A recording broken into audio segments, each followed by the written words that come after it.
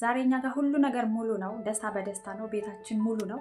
ነገር ግን ነገ የሚጎድል የማይመስለን ሰዎች፣ ኪሳችን ሙሉ ሆኖ ነገ የሚጎድል የማይመስለን፣ ፍሪጃችን ሙሉ ነው ነገ የሚጎድል የማይመስለን፣ ቁምሳጥናችን በልብስ ተጨናንቋል፣ ያውም በማንፈልጋቸው ልብሶች፣ ፋሽን አለፈበት ያልናቸው፣ ጠበበን ያልናቸው ልብሶች ቁምሳጥናችን ተጨናንቋል። ነገር ግን ውጪ ብርድ ላይ በራቆቱ የሚተኛ ብዙ ሰው አለ።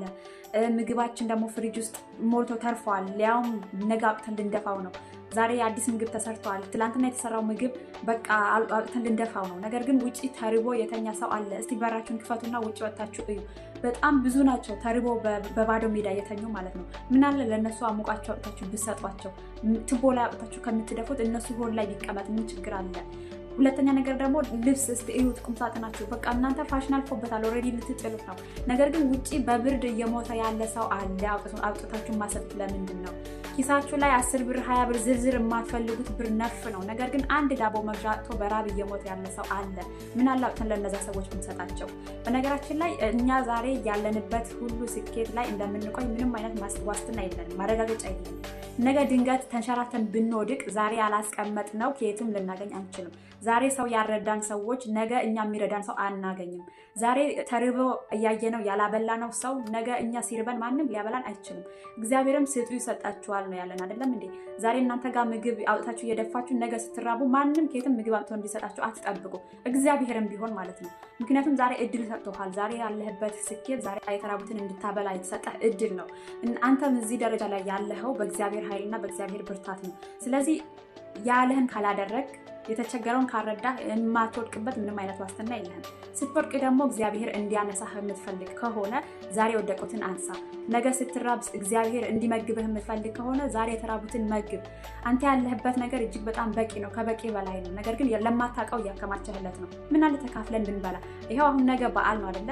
አንቺ ቤት ውስጥ ፍሪጅሽ ውስጥ የጾም ምግብ ማዕት ተሰርተዋል። ነገ የፍስክ ምግብ ሲሰራ ይሄን ምግብ እንዳለ አውጥተሽ ልትደፊው ነው። ከመቷትሽ በፊት አሙቂና አውጥተሽ ለእነዚህ ለተራቡ ሰዎች አብያቸው። ምን ችግር አለ? ምን ትቦ ከሚበላው እነዚህ ሰዎች ይብሉት። ነገ ጾም ነው፣ በየአይነቱ ትሰሪያለሽ። ዶሮ አለ፣ ምን አለ፣ ስጋ አለ። እስቲ ከጎረቤቶች ጋር ተከፋፍለሽ ብይ፣ ምን ችግር አለው?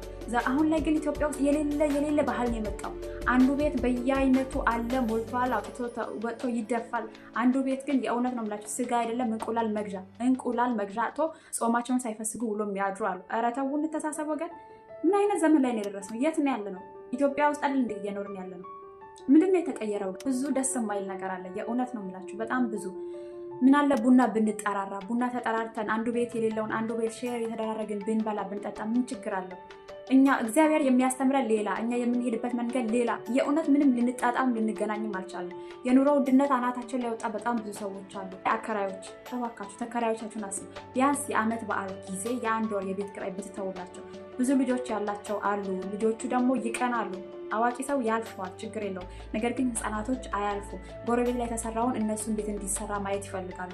ጎረቤት ላይ ዶሮ ከተሰራ እነሱ ቤትም ዶሮ ማየት ይፈልጋሉ። በቃ ቢያንስ እነሱ ቤት እንዲሰራ የአንድ ወር የቤት ኪራይ ብትተውላቸው ምን ችግር አለ? ወይም ደግሞ ያንን ማድረግ የማትችሉ ከሆነ እናንተ ቤት ምሳ ጠርታችሁ እነዚህ ልጆች እንዲደሰቱ አድርጉ። የእውነት ኧረ ተው ግን ተው፣ ፕሊዝ ይህንን አድርጎ እባካችሁ። በተለይ በዚህ ዓመት በዓል እባካችሁ የጾማችሁ ሁሉ ጾማችሁ እግዚአብሔር እንዲቀበልላችሁ ከፈለጋችሁ አከራዮች ፕሊዝ። አሁን ላይ የተከራይ ስቃይ ይሄ ነው ብዬ ልነግራችሁ አልችልም። ተከራይ በጣም ከባድ ስቃይ ውስጥ ነው ያለበት። የቤት ክራዩ ብቻ ከደሞዛቸው በላይ ነው። ከየት መጥቶ ነው ዓመት በዓል ዶሮ የሚታረደው? ከየት መጥቶ ነው የዓመት በዓል ቅርጫ የሚያደርጉት? ከየት መጥቶ ነው ዘይት ጤፍ ምናምን የሚገዙት? ፕሊዝ አከራዮች ቢያንስ የዓመት በዓል ጊዜ የቤት ክራይ በመተው እንድትተባበሩ። ቤታችሁ ውስጥ ደግሞ ትርፍ የማትፈልጉት ነገር ሲኖር ለጎረቤቶቻችሁ ብትሰጡ፣ ውጭ ላይ የወደቁ ሰዎች ብትሰጡ